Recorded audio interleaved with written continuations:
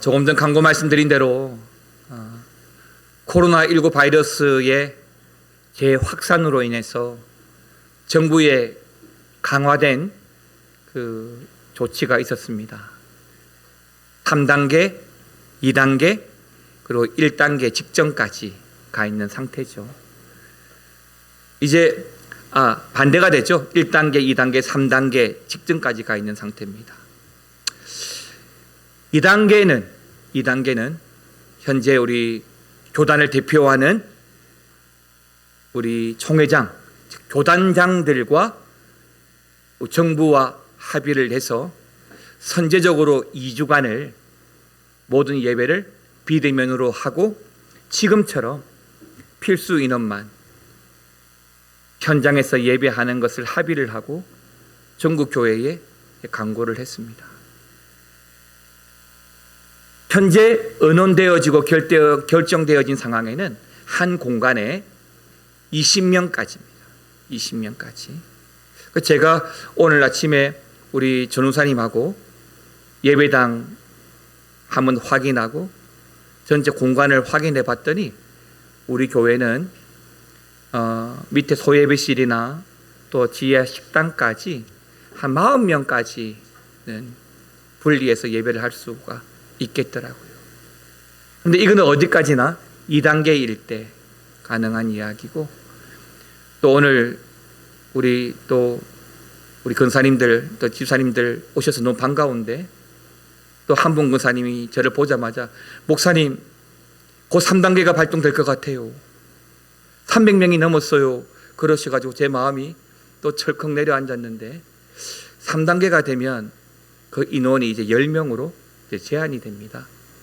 우리 예배당 더 많은 인원을 수용할 수 있어도 10명으로 제한됩니다. 그런데 제가 조금 전에 딱 예배를 드리는데 예배당에 앉아 있는 분들이 딱 10분이시더라고요. 지금은 이제 13분이 현재 우리 반주자까지 14분, 저까지 15분이 현재 예배당에서 예배를 드리고 있는데요. 너무 잘 지키시는 것 같아요.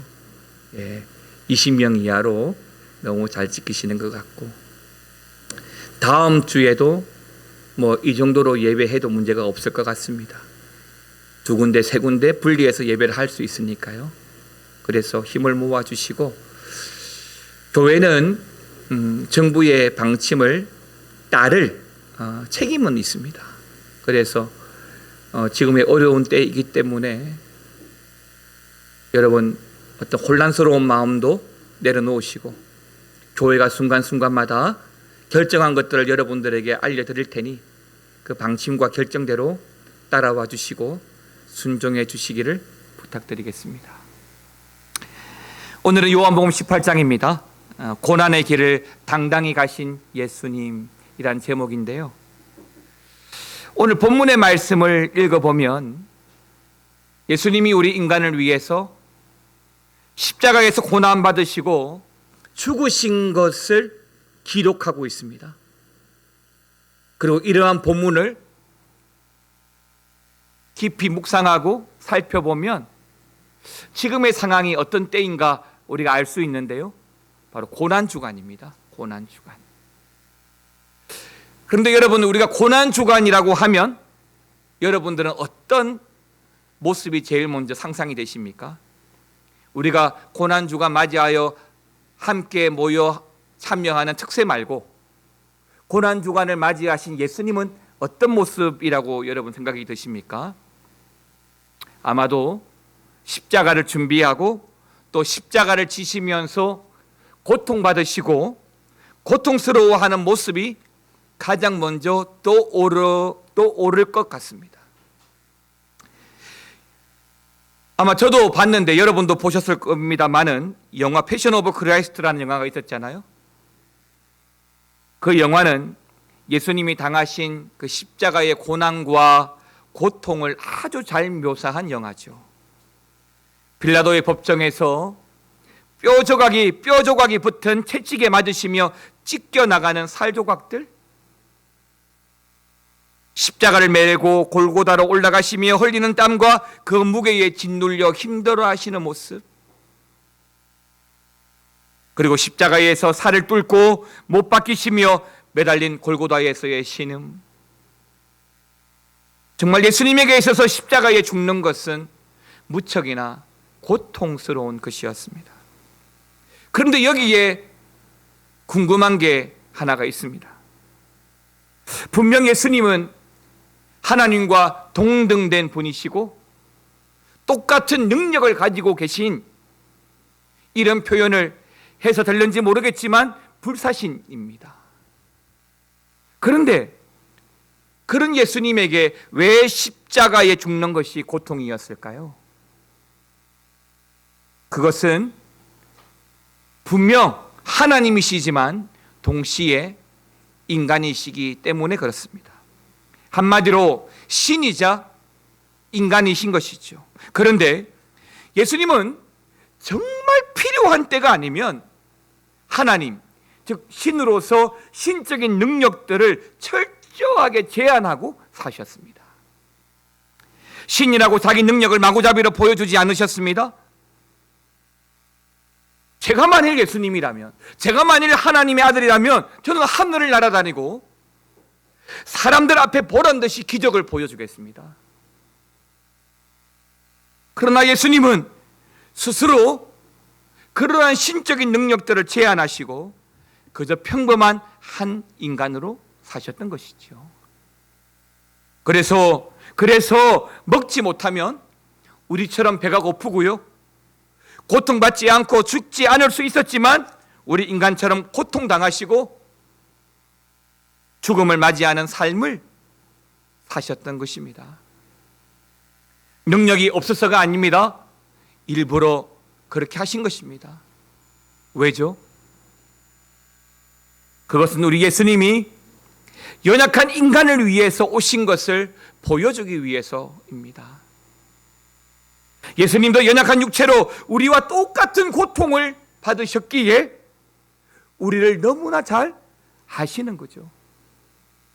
그래서 우리가 예수님을 더 믿고 의지하고 살아갈 수 있는 것입니다.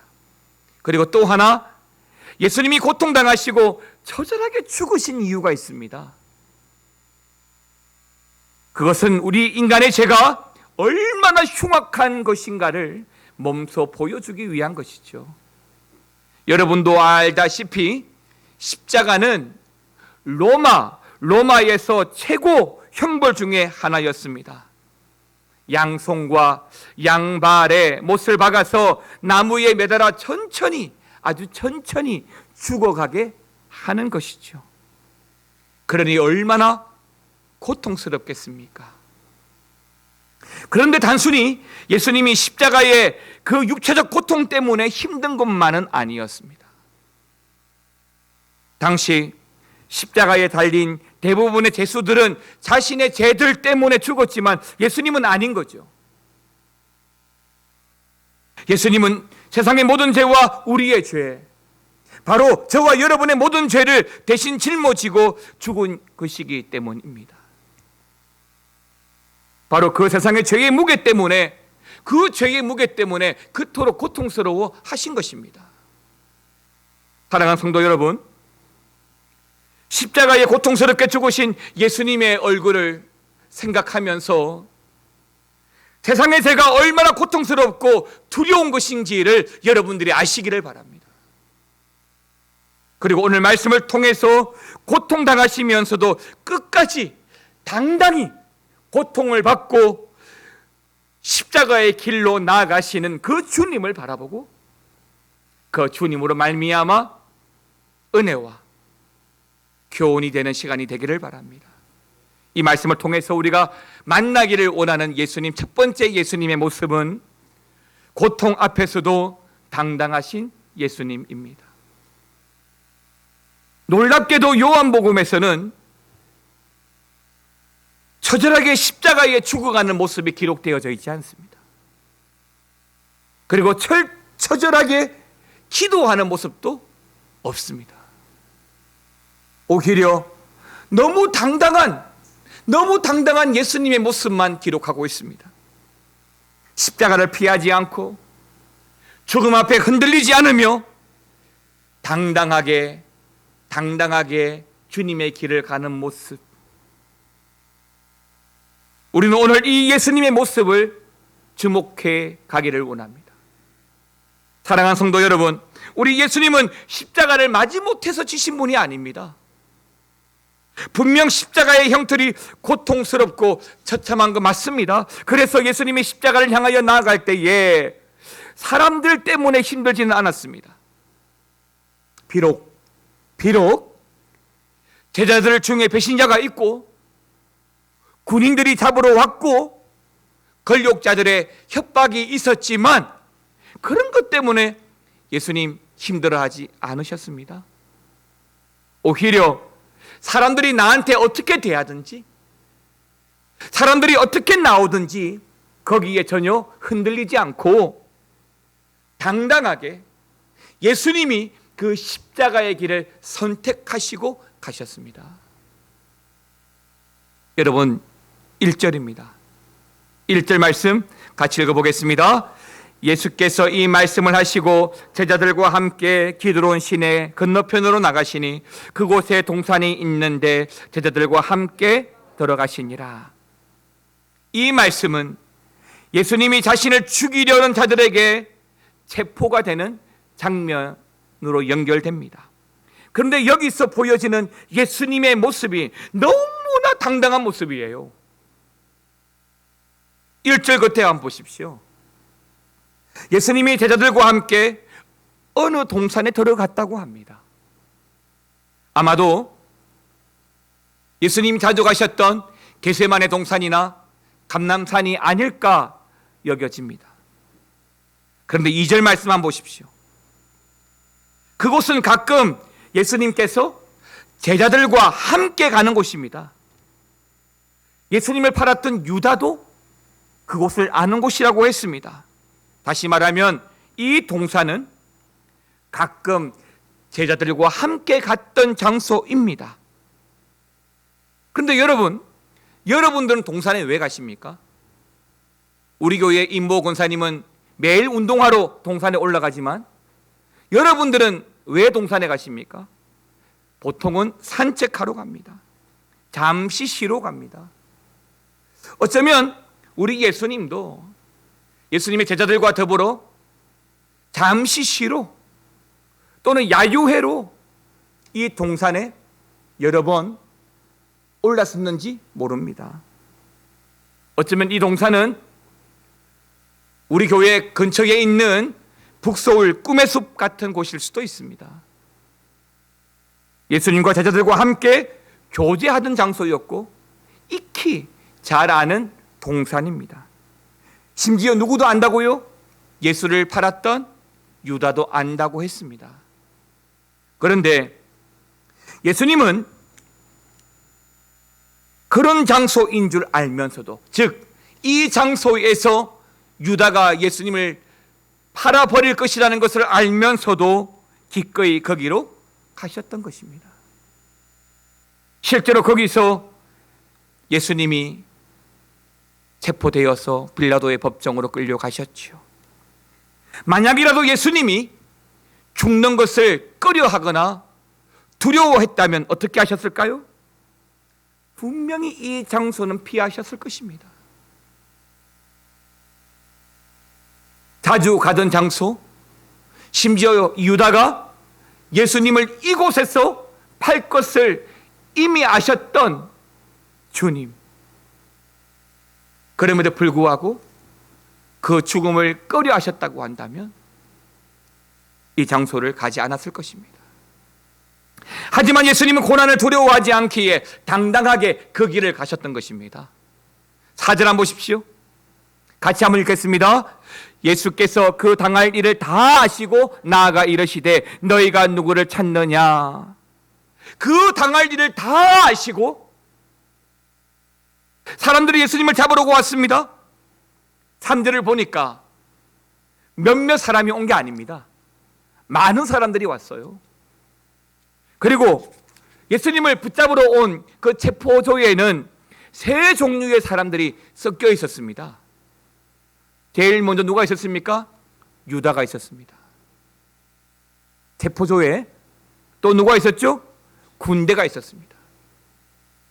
그리고 누가 있었습니까? 대제사장들의 부하가 있었습니다. 유다는 누구죠? 예수님의 제자예요. 군대는요? 아마 이 군대는 본디오 빌라도의 군사들이었을 겁니다. 그리고 대제사장의 부하들이죠. 놀라운 것은요, 이 세 종류의 사람들, 유다, 그리고 로마 군인, 대제사장의 부하들, 이들은 평소에 함께 뭉칠 수 있는 사람들이 아니라는 것입니다.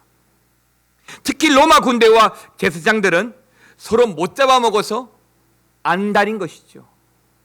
그런데도 이 무리들이 하나가 되었습니다. 어떤 목적으로요? 예수님을 잡아 죽이는데 하나가 되어 있습니다. 사랑하는 성도 여러분, 세상의 악은 다 이렇습니다. 악은 악끼리, 어둠은 어둠끼리 뭉쳐서 강한 세력을 만듭니다. 그리고 세상의 성과 빛을 죽이려고 하는 것이죠. 그러나 4절, 금방 읽었던 이 4절에 예수님이 그러한 그 체포조, 그들에게 뭐라고 물으시죠? 너희가 누구를 찾느냐라고 묻습니다. 만약이라도 예수님이 이렇게 뭉칠 수 없는 사람들이 뭉쳐진 이 악한 무리들이 두려웠다고 한다면 너희가 누구를 찾아? 라고 묻지 않았을 거예요. 모른 척하거나 피했을 겁니다. 그럼에도 불구하고 예수님은 먼저 당당하게 물으셨습니다. 또 5절에 보게 되면 예수님의 물음에 이들이 뭐라고 말합니까? 나사렛 예수를 찾는다라고 합니다. 그러니까 이들은 그 물음을 물었던 예수님이 이들이 찾고 있는 나사렛 예수인 줄을 모르는 거예요. 그런데 5절에서 예수님이 뭐라고 말씀하십니까? 내가 그니라 라고 선제적으로 대답을 하십니다.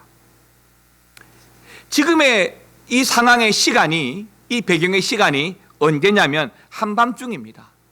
그러면 그 체포조가 예수님을 못 알아보고 몰라서일 수도 있는 거예요.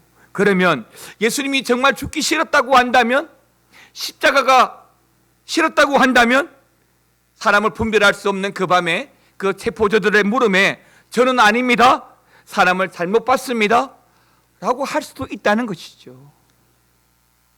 그러나 예수님은 당당히 내가 너희들이 찾는 예수다라고 밝히셨습니다. 자, 그런데 또 놀라운 일이 뭔지 아세요?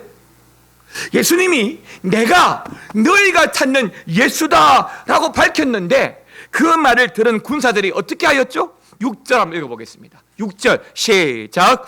예수께서 그들에게 내가 그니라 하실 때에 그들이 물러가서 땅에 엎드러지는지라. 어떻게 됐다고요? 깜짝 놀라고 뒤로 물러나면서 땅에 엎드러졌다라고 했습니다. 사랑하는 성도 여러분, 사실 이렇게 해야 할 사람은 예수님이지 않습니까? 지금 예수님을 결박하고 죽음의 자리로 끌고 가기 위해서 체포조로 왔는데 그들을 보고 깜짝 놀라고 엎드러져야 될 사람은 예수님이지 않습니까? 그런데 그 체포조, 그 군사들이 오히려 뒤로 물러나서 땅에 엎드러져 버렸습니다. 특히 이 엎드러진 장면은 굳이 엎드러진다는 표현을 통해서 왕 앞에 경배하듯이 엎드러지는 듯한 모습과 유사합니다. 그러니까 바로 그 정도로 우리 예수님의 위엄, 그 위엄 앞에, 그 위엄 때문에 저들이 깜짝 놀라 자빠졌던 것이고, 이처럼 예수님은 비굴하게 잡혀가신 것이 아니라 왕의 위엄으로 당당하게 그 길을 가셨다는 것입니다. 여러분, 4절을 보면 예수님께서 그 당할 일을 다 아시고 라고 했습니다. 놀라운 말씀입니다. 그 악한 무리들이, 즉 배반한 유다와 로마 군인과 제사장들이 이 판을 다 주도하는 것 같지만 실제는 그게 아니라는 것입니다. 그들이 자신들의 계략과 힘으로 지금 이 일을 준비하고 벌이는 것 같지만 아니라는 것이죠. 예수님이 그들에게 잡혀서 죽으시는 것이 아니라 스스로 십자가의 길, 그 죽음의 길을 가시는 것이고, 예수님께서 다 하시고 지금의 이 판을 주도하고 있다라고 하는 겁니다. 마지막으로 베드로의 행동과 예수님의 행동을 한번 비교해 보시기 바랍니다. 그 체포조에 의해서 예수님이 체포될 당시에 함께 있던 베드로는 칼을 뽑았습니다. 그리고 예수님을 체포하려고 하는 한 사람의 길을 잘라버렸습니다. 물론 베드로의 이 행동은 예수님을 지키려고 한 행동입니다. 그러나 예수님은 칼을 선택하지 않고 잔을 선택하셨습니다. 본문 18장 11절, 요한복음 18장 11절인데요. 같이 읽겠습니다. 예수께서 베드로더러 이르시되 칼을 칼집에 꽂으라. 아버지께서 주신 잔을 내가 마시지 아니하겠느냐 하시니라. 여기 11절에서 중요한 단어는 내가 마시지 않겠느냐라고 하는 말입니다. 내가 고난의 잔을 스스로 마신다는 것입니다. 마지 못해서 억지로 칼이 없고 힘이 없어서 마시는 것이 아니라는 거예요. 그러니 칼을 꽂아 넣으라고 하는 거예요. 베드로, 너처럼 나도 칼을 들 수 있지만 내가 칼을 들지 않고 내 스스로 이 잔을 마신다는 겁니다. 사랑하는 성도 여러분, 제가 이 말씀을 준비하면서 지금의 코로나 때문에 전 세계가, 우리나라가 얼마나 어려운지 몰라요. 특히 지난주에 일어났던 그 강화문의 그 사태로 인해서 한국 교회가 공공의 적이 돼 있고, 예배하는 것도 제한받고 눈치 보고 여러 어려움이 있습니다. 저는 어쩌면 이러한 상황이 믿음이 여리신 분들에게는 상처가 되겠다. 또 그 믿음을 잃어버리지는 않을까 염려되는 마음이 없지 않아 있었거든요. 근데 이 말씀을 준비하면서 그래, 맞아. 하나님이 이 판을 다 주도하시지. 하나님이 하시지. 그런 믿음이 생기는 거예요. 어려움, 힘듦, 속상함, 억울함, 그것이 나에게 부정적인 영향을 끼치고 힘듦을 제공해 주지만 그 또한 하나님의 판에, 하나님의 계획에 다 들어있다는 거예요. 그러니까 내가 굳이 칼을 들려고 하지 말라는 거예요. 주님이 다 아신다는 거예요. 그리고 두 번째, 고난 앞에서도 당당하신 이유가 있는데요. 그 이유가 바로 사랑 때문입니다. 사랑하는 성도 여러분, 이처럼 예수님은 고난의 길을, 십자가의 길을 당당하게 가십니다. 비참하게 끌려가거나 마지못해 가거나 처참하게 가시는 것이 아닙니다. 그렇다면 왜 굳이 이렇게까지 하셔야만 할까요? 왜 아무도 선택하지 않는 고난의 길을, 죽음의 길을 자원해서 가셔야만 하는 것일까요? 무엇 때문에? 그 첫 번째 이유가 바로 저와 여러분 때문에. 저와 여러분 때문이에요. 9절 말씀만 보세요. 같이 한번 읽겠습니다. 이는 아버지께서 내게 주신 자 중에서 하나도 잃지 아니하여 사옵나이다 하신 말씀을 응하게 하려 함이라. 예수님은 체포하려고 온 사람들에게 내가 그니라 라고 당당히 밝히셨습니다. 그리고 그렇게 하신 이유가 뭐냐면 내게 주신 자 중에서 하나도 잃지 아니하여 싸움나이다. 제자들을 보호하기 위해서 나만 잡아가고 이 사람들을 놓아주라는 거예요. 그러니까 9절 말씀처럼 주님께 속한 사람 하나도 잃지 않게 하기 위해서 그 길을 가신다는 겁니다. 예수님이 죽으심으로 나머지 제자들을 살리려고 하는 것이죠. 어디 그뿐입니까? 결국 예수님이 죽으심으로 세상 모든 사람이 살게 되었지 않습니까? 누구든지 예수를 믿는 자는 예수의 사람이 되는 것이고, 예수의 사람이 된 자는 죄로 인해 망하지 않게 하시는 것입니다. 지금처럼 자기 사람들을, 저와 여러분을 그렇게 끝까지 주님의 십자가로 말미암아 살리시는 것입니다. 요한복음 3장 16절에 하나님이 세상을 사랑하사 독생자를 주셨다라고 했습니다. 요한복음 13장 1절에서는 예수님은 자기 사람들을 사랑하시되 끝까지 사랑하신다라고 했습니다. 그래서 그렇게 우리를 살리시려고 당당히 그 십자가의 길을 가셨던 것입니다. 주님의 눈에는 우리밖에 없는 것, 사랑하는 우리를 위해서 죽음도 불사하시는 겁니다. 요한복음 10장 11절 12절 말씀은 우리가 참 잘 아는 말씀이에요. 나는 선한 목자라, 선한 목자는 양을 위하여 목숨을 버리거니와. 짝꾼은 목자가 아니요, 양도 제 양이 아니라 이리가 오는 곳을 보면 양을 어떻게 한다고요? 버리고.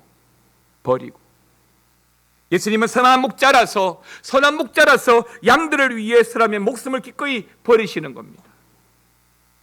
그러나 가짜 목자 짝꾼은 자신을 위해서 양을 버린다라고 했습니다. 예수님은 저와 여러분의 선한 목자 이 시기에 우리를 위해서 기꺼이 자신을 바치시는 것입니다. 그러므로 사랑하는 성도 여러분, 십자가 앞에서라도 우리를 위해서라면 기꺼이 목숨까지 바치시는 예수님을 끝까지 바라보셔야 합니다. 하나님은 자신의 모든 것 되는 아들 예수님을 저와 여러분들을 위해 세상에 내어놓으셨어요. 그리고 예수님도 저와 여러분을 위해 자기 자신을 내어놓으셨습니다. 그리고 지금도 저와 여러분을 살리기 위해서라면 기꺼이 무엇이든지 다시 한 번 더 목숨까지라도 내어놓으실 것입니다. 그러므로 그 주님이 우리와 함께 하신다는 것을 믿으십시오.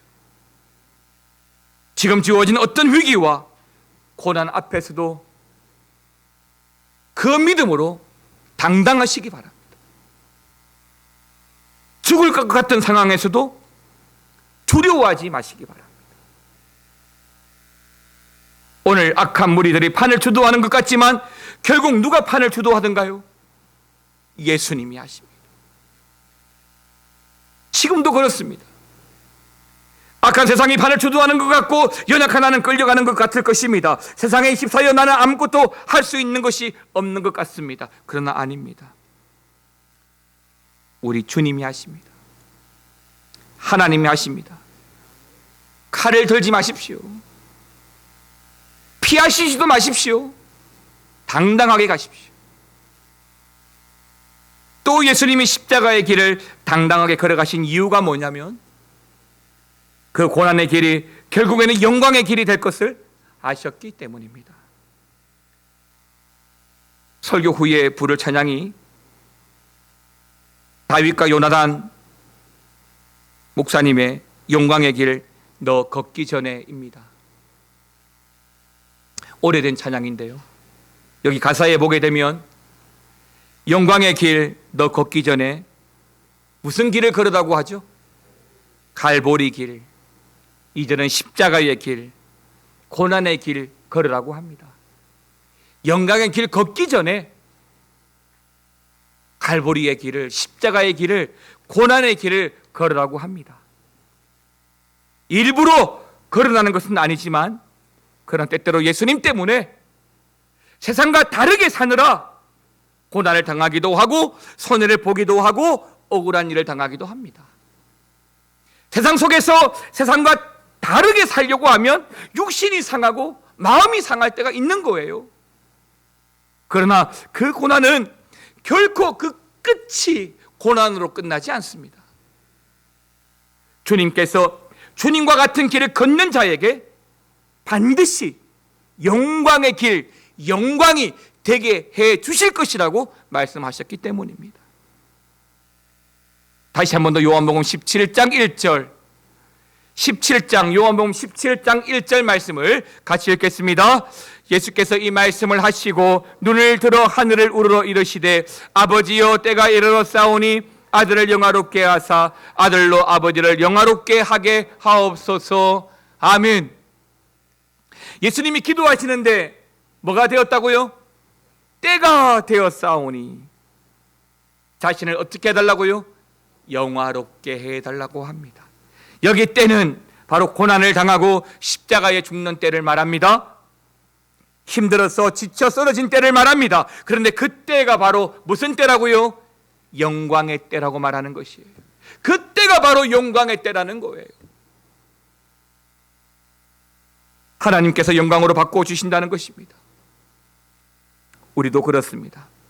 세상에서 환난을 당하지만 고난을 당하지만 그 수고와 고난이 헛되게 하지 않으신다고 했습니다. 영광의 날로 바꿔주신다라고 했습니다. 그러니 세상에서 예수 믿고 주의 길을 가는 것은 영광의 길을 가는 것이 아니라 고난의 길을 가는 것이고, 역설적으로 그 고난의 길을 가면 주님이 영광의 길 걷게 하신다는 겁니다. 그러므로 사랑하는 성도 여러분, 위기 앞에서도 고난 앞에서도 당당하시기 바랍니다. 고난과 수고가 끝나고 영광이 있을 것을 바라보시기 바랍니다. 그리고 그 고난을 피하려고만 하지 말고 그 고난을 잘 감당하게 해달라고 기도하시기 바랍니다. 왜냐하면 영광의 때가 반드시 주어질 것이기 때문입니다. 그러나 중요한 것은 주어진 지금의 고난의 때도 잘 감당해 가야 되는 것이죠. 믿음을 잃지 않아야 합니다. 코로나 때문에 믿음을 잃지 않아야 됩니다. 예배의 수는 제한이 되고 예배 생활이 많이 조절되고 기도의 자리가 많이 없어져도 우리의 믿음을 잃지 말아야 됩니다. 단 한 번의 예배를 드리고 가정에서 온라인으로 예배를 드린다 하더라도 우리의 영성을 놓치면 안 됩니다. 믿음을 잃으면 안 되는 거예요. 당당하셔야 됩니다. 지금의 시국이 참 안 좋지만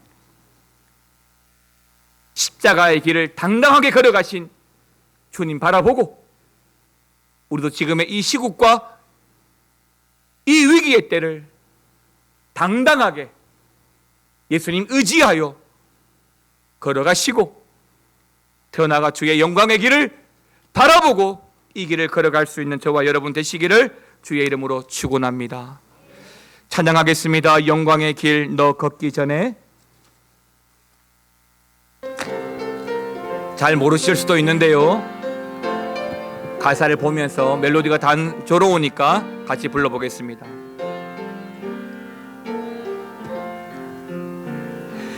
영광의 길